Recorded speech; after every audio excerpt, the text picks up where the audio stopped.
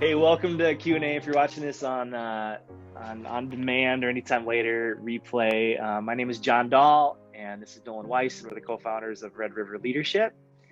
And we are a platform for training, for consulting, we just want to help churches that we're all going through a bunch of unique stuff. We have such an opportunity in the age of technology to get the message of Jesus out to the world in new and creative ways. And instead of looking at this like it's a big, scary thing and intimidating, we want to help you take the baby steps to improving technology in your church to get your message out to the world in the best ways possible. So we do a Q&A just like this every Friday morning where we take questions that have come in either on these Q&As live or that are emailed to us or during consultations and trainings that we do with churches. So we've got a couple different questions today, but we want to, as always, encourage you to share this video, like this video, and comment below anything that you're running into and thoughts that you have on these topics as we go forward. We're all in this together. We're all in the same team, and we want to help each other out as much as we can. So we'll dig into the first one. Nolan, unless you have anything else you want to add? No, great questions. I'm excited. It'll be fun. Me too. So the first one, and this is coming quite a bit, in kind of different varieties and different forms, and we'll talk about that here in just a minute. How do churches get lyrics and motion backgrounds on their screens? Great question. Yes. Yep, that's a really good question. I think it's something that so many churches struggle with. You know, you grow up in high school and really all you hear about is PowerPoint. And so that's right. Basically the little bit of knowledge anybody comes in with anymore is PowerPoint. And it comes free on most computers. It's just kind of the normal presentation software that comes with stuff. That's a really good point. Right. But PowerPoint is made for something completely different, and then you're trying to fit a peg in a square hole kind of thing when you're using PowerPoint for worship. And so we've got a few different things that we've looked at, and one that both John and I super recommend. I just always love listening to your story on this, John. I kind of came into the scene right as you were figuring out what we go with now. So prior to that, and I had only used PowerPoint in the churches up to Good Shepherd. So sure, yeah. Well, when I came in to Good Shepherd, we were using PowerPoint, and it was fine for the needs of what we were doing at the time. But everywhere I looked, I just saw, and especially as churches were starting to do things online, I just saw like there was the moving backgrounds, and it's not all about creating like a fancy, showy experience. But what I was really drawn to in the moving backgrounds was that you'd be singing Amazing Grace, and there's just this kind of soft motion happening behind it, and just kind of helping create the atmosphere of worship. Like draws you in. Right. And it's a unique thing, and I think something that people use as a reason not to go to it, because they're like, we're not trying to create a show, we're not trying to create it, we want to keep it focused on the lyrics, the text, the scripture, and I completely agree with that. So I think it's getting on board with, we're using this tool, we're using a motion background to help enhance the text, the lyrics, everything else. So, and then you as a creator of that experience, as a person in the process of creating that experience, it's our job to make that as engaging as we can. So anyways, yeah, go ahead. Well, just as we're on this motion background kind of thing, like the church has been using visual effects for all of church's history. Mm-hmm. Every kind of sense. Like that's the thing about worship. It's not just, it's like the whole body and mind. It's all of us as a body of Christ coming together to worship, right? So churches have been using these different elements to bring in your senses, like especially the Catholic Church, like did incense, but different churches have done things with incense and the robes and the different colors on their robes for pastors throughout a lot of the church's history. The colors that are over tables, candles, like all of these things are visual, and somehow there's this idea that all of a sudden when it's on the screens it's too much, but everything beforehand was perfectly fine. And we just like didn't think about this, but really it's just one more facet of bringing all of our senses and creating this experience to connect us with God. And so I think it's super important. And you know, you could miss the point and just have it up because it's cool, but it's so much more than that. Right, it really is. So yeah, when we were doing PowerPoint for a long time, and so I started asking different churches around town, like, what do you guys recommend? What are you doing? How are you doing this? Your guys look great. We want to create something similar at Good Shepherd. We want to create that because that's what you're doing. But I want to take what you're doing and find a way to put it into our context, just to improve what it is that we're doing. And so everyone I had talked to said Easy Worship, Media Shout. They all said a different thing, but the recurring theme there was everyone was trying to get to this platform called ProPresenter. And some of the bigger churches were already using ProPresenter. They said ProPresenter hands down, it's the best one. And I was like, okay. And so I just used that information. Everyone is either on ProPresenter or trying to get to ProPresenter. And don't get me wrong, Easy Worship and Media Shout are great platforms. You're not doing anything wrong using those. They're fantastic. But when it comes to just full platform capability and stability and how robust it is and it's full of features, we would hands down say it's ProPresenter. So we started moving to that, and it has completely changed the game of our in-person worship experience.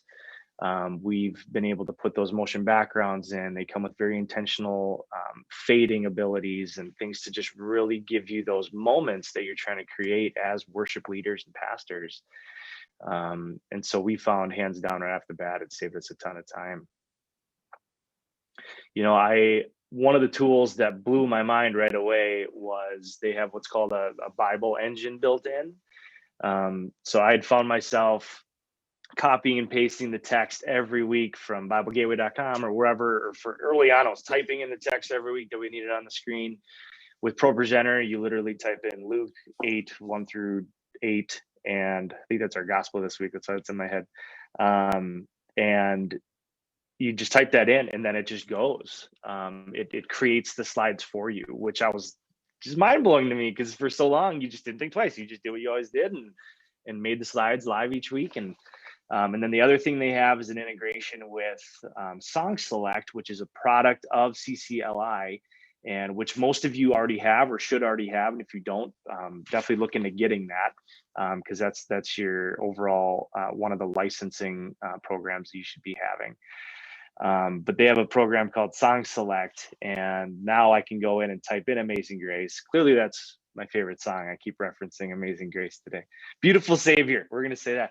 But you can go in and type in Amazing Grace, and it will create the slides for you.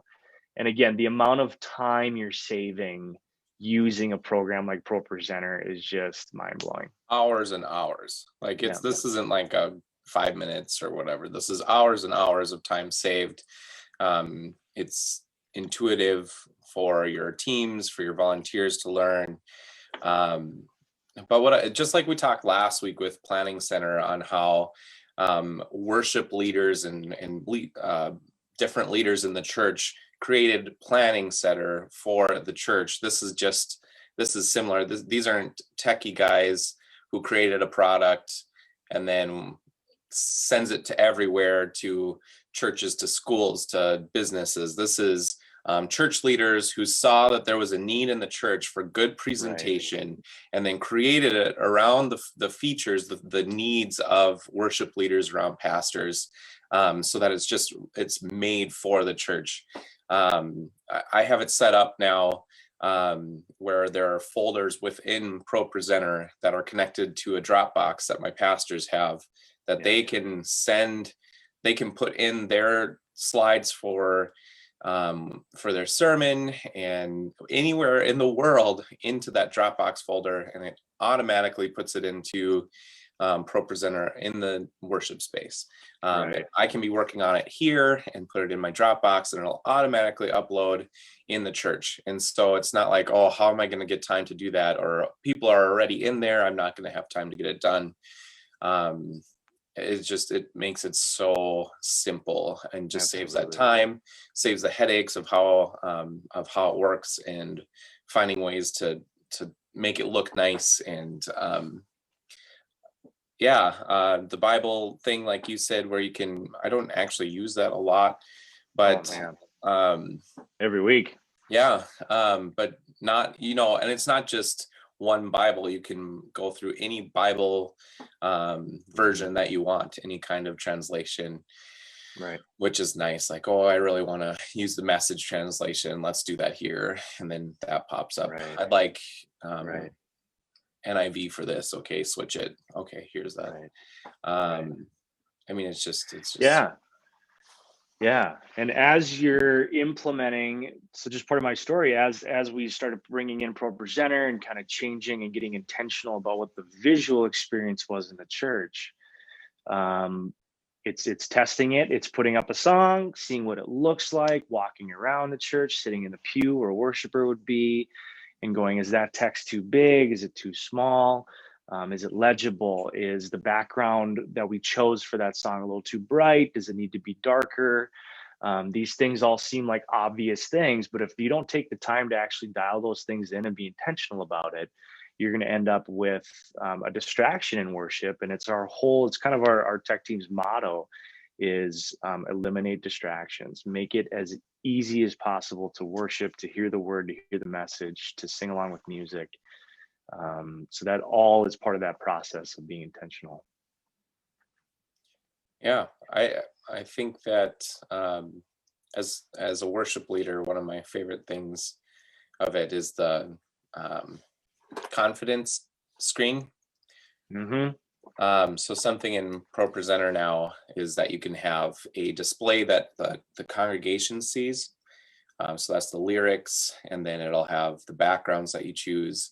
But then you can set it up so that anywhere else. So for me, as a worship leader, you're all facing here and seeing the lyrics behind me as I lift up a song, but I can see the lyrics without the background in big font, customizable, and also the next one. Same as if Right. you are a pastor, you can see what you're preaching on now, and then you can have what the next slide is too, so you can continue to have that seamless transitions between what you're doing. I Right. love that. I think that's been my favorite thing. Right. For sure. That's huge. And it's really helpful tool. And the other big benefits, so we've been talking about how this affects in person, which is huge. It's the reason we went to it in the first place. But the other big benefit is when we went online, and when the things you can do with it online are pretty endless. You're going to be able to take your output that you typically be sending to your screen to be projected. You take that video output off your computer, and then you'd run it into whatever your streaming system is. So last week we talked about 3 different streaming systems, and these all 3 of those streaming systems, really your most basic one that we recommend to the most advanced one that we'd recommend, all work very well with ProPresenter, and ProPresenter itself makes those streams much more worshipful from the receiving end. You know, if you're at home watching on the couch, one big question we all had when COVID hit was, okay, we've live streamed us, speaking, or me on a guitar, and whatever it is, how do I get lyrics onto the live stream for someone to sing along at home? Well, ProPresenter is what you'd need to do that and to feed that into your live stream, so people can be reading along with the lyrics at home. And ProPresenter has, endless amounts of customization when it comes to if you want the lyrics big in the center of the screen here, if you want them down here at the lower third, however you want to do it. If you want to have a motion background, if you want to have the pastor here with his text on the bottom of the screen, there's just a lot of options that ProPresenter mixed with your live stream software can accomplish.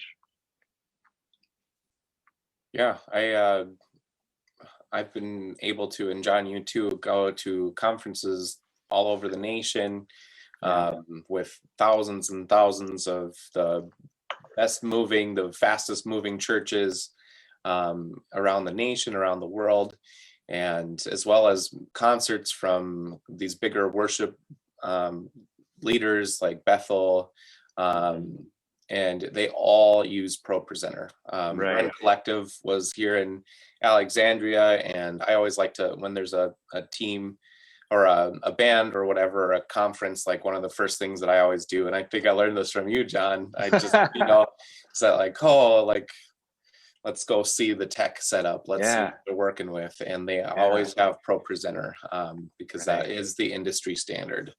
Yeah. I just love when that. I first learned that was exactly doing what you're doing. There was a concert at Bethel. I don't remember who it was, for King and Country or something. Somebody was here. No, it wouldn't have been that one. I don't remember who it was. That's gonna bug me who it was because it was awesome. But anyways, I went back to their booth and I just asked, because we had just moved to ProPresenter at Good Shepherd and I was excited about it. And so I was talking to their tech guy, what are you using to display all this? He's like, have you heard of ProPresenter? And I'm like, what? So like, that's what I use. Like, that's so cool. Right. In terms of technology, what I found fascinating about that was you think like, oh, we're this, smaller, mid-sized church. We can only use kind of this stuff, because this is what we need here. In terms of like soundboards and, you go to these big arena shows and they use this brand because it can execute this. But it was just interesting to see, like, that's one thing that's an amazing solution for a small church and for a national touring band. I mean, it's the same because it has so many capabilities packaged into one software that it kind of transcends the sizes and the just the expectations, I guess, overall. And I'd say for what it can do, the price point for it is really quite reasonable.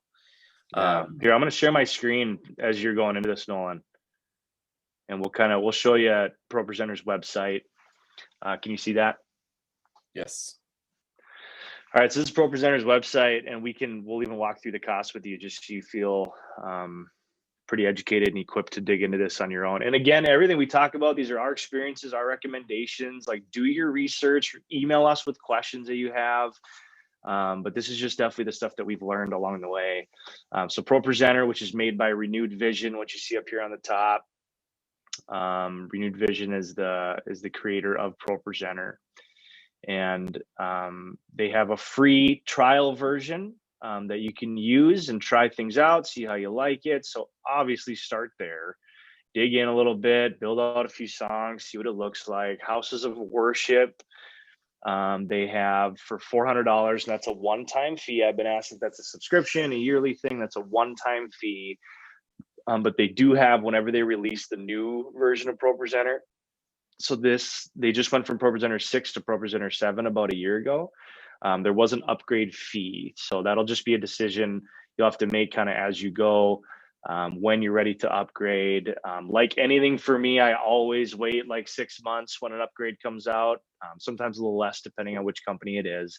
But I always want to give them time to work out the kinks and get things situated and get a few updates from that upgrade to make sure that I'm not, part of the trial group that's like, oh, this isn't working, I need to email them. And then that's when, so letting all that kind of happen first. Which 7's been out for a year now. Yeah. 7's good to go. I've been using it myself now for months and absolutely love it. So there's costs there. So check out this website, renewedvision.com/ProPresenter. Here's some videos and things you can check out. But I wanted to get down to here, this interface. It looks complicated, but don't let that scare you, because all the things you can do within this interface are fascinating and are going to save you a ton of time down the road. Right in here is where you have all your lyrics. One of the things, just to spend just a second on this part, with like PowerPoint, you have to think about it in a line, right? Like you always have to hit next to get to the next thing. Whereas that might have changed now. I guess I haven't used PowerPoint in a while, but I'm imagining it's similar where you're creating a storyline, if you will, similar to video editing where you have to get from a line from point A to point B. With ProPresenter, you're able to click on any one of these slides out of order, bounce back. My worship tech team loves me because we'll be in worship and I'm like, let's sing that chorus again, church, come on. And then our tech team I know is scrambling like, oh, we're doing it again, go back. So, but it has the ability to do that really well on the fly, which I think is a big deal, especially when you're in that live event situation. So it's clicking on the different things here. And down here's like a media bin. So those motion backgrounds we were talking about, everything on the top right is what's being sent to your screens or sent to your live feed. On the left is your library and stuff. So that's just kind of a quick tutorial of what that looks like. And again, it might look intimidating, like, oh my gosh, there's so many buttons and options and windows and things. But don't let that scare you. It's very user friendly. Very natural. Like it's a natural progression of things. And I was like coming off of the last version of 6 and going to 7.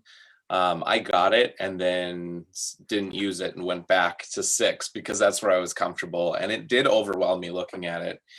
But finally I was like, nah, I need to do this.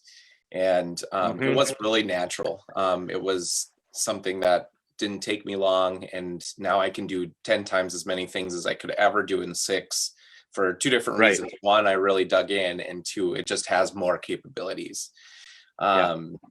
And you chose to make the leap, which was a game changer for you. Yep. So something exciting, we talked about Planning Center last week and now ProPresenter today. And I don't know if you'd agree with me, John, but ProPresenter and Planning Center are probably the 2 biggest game changers that affected how I organize, how I lead worship. And so we are going to be releasing a video series for that in the next few weeks. So how-to videos, more in-depth overview, as well as this is how you do this, this is how you do this, so that you can watch this video series on either thing or both, and you would, at the end of it, be able to do anything and everything you could ever want to do. So we're really excited to share this with you. And where can they sign up, John? There's a waiting list. For the waiting list. Okay. Yeah. Go to redriverworship.com/leadership. And really it's like all over that website. So there's little spots where it says enter your email here. So we encourage you to go there, click on the link. There's a link in this description of this video. Go there. We have a bunch of free stuff as it is, just free videos and trainings and things just like this.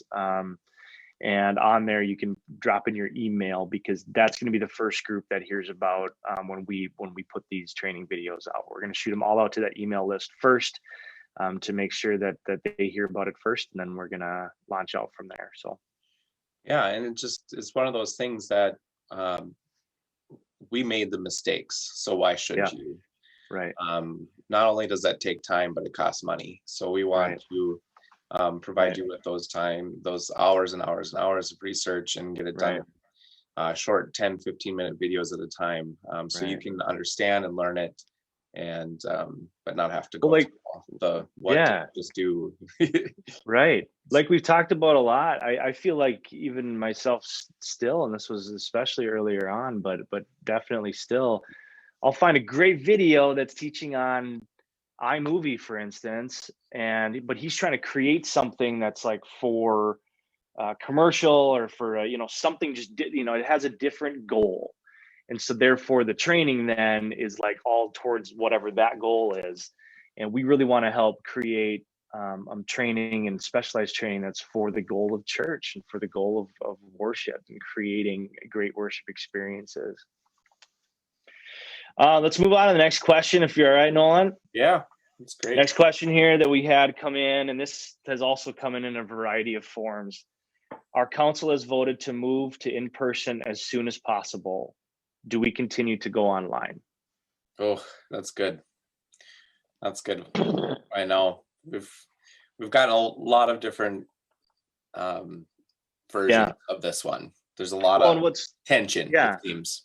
There is a lot of tension, and I think the tension, I think pastors and worship staff all over are seeing the value of going online, and if they weren't online pre-COVID, they all got online at COVID. And I think a lot of people were like, oh, this is just a phase. Like when we're back in person, it'll be back to normal is the term, right? But I think this has changed human behavior forever. And I think that's something that church needs to take very seriously, and put that into the long-term plans of budget and just overall vision of the church and the why we do what we do. So I think, do we continue to go online? My short answer is 100% yes. How to do that is a big question. Nolan, you can jump in here and add some stuff. Yeah, I like even before COVID hit, I would say that there's a big majority of people who will check out your church before they are within your church, whether it's via Facebook, your website, whatever. And now, because everything has been online and people are at home and have been at home, yeah, there will be groups of people who are excited, and if you haven't let them in yet, they're ready to bust down the doors to get inside the church. But that is a small group in comparison to all of the people that we have connected with, all the people that we haven't reached yet. So, I mean, what we've done on online over the last year, over the last 10 years is just, we're still on the baby stages. And I don't think that unless we have a way to connect with people online, I think there's not just groups of people that will miss, but generations of potential followers that we're going to miss until we figure it out, not till they change. It is not going to change. We have to change to connect with the next generations. I mean, it's just, it is a big deal.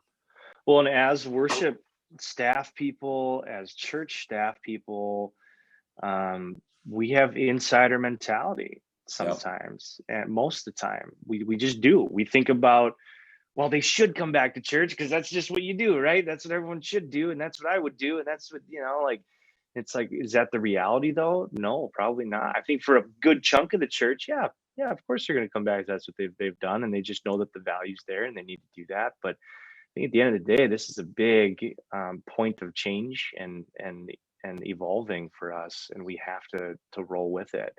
I like to use the example of all the announcements that Netflix and Disney and Hulu and all the Warner Brothers, they're all coming out with very similar announcements and research showing that the trends are leaning towards shorter content and easier to more, what would we call it the other day, bite-sized content, bingeable, where they're talking about not even creating full-length video movies anymore. Like, that is changing.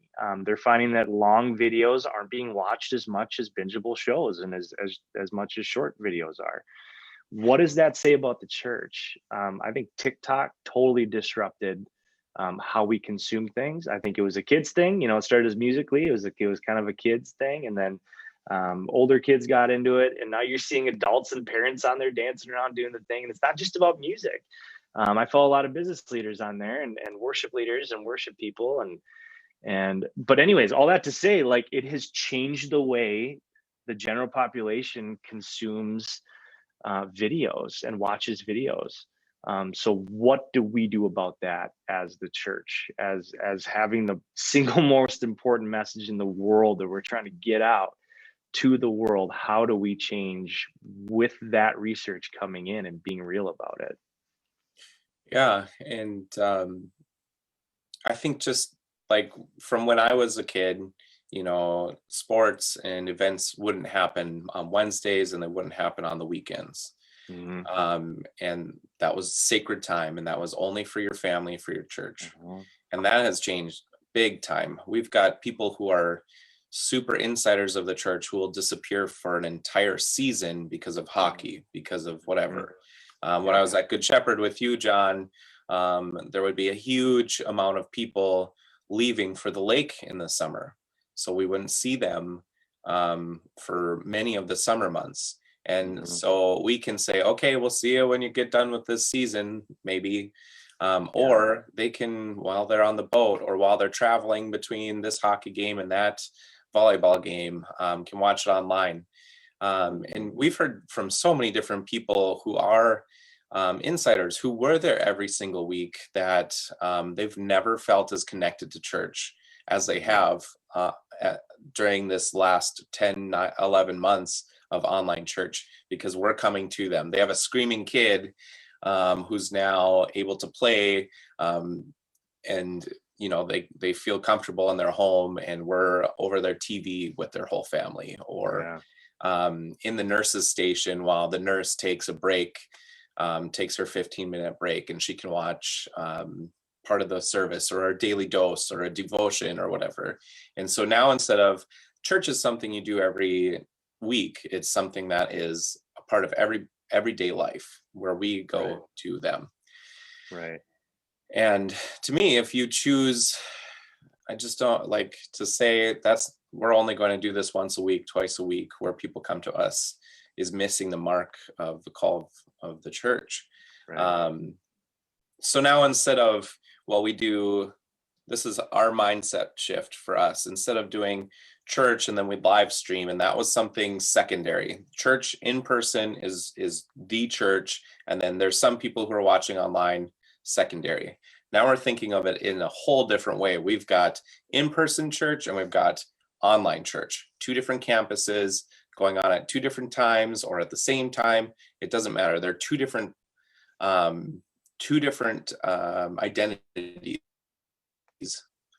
that need to be cared and facilitated and staffed and intentional about. So, right.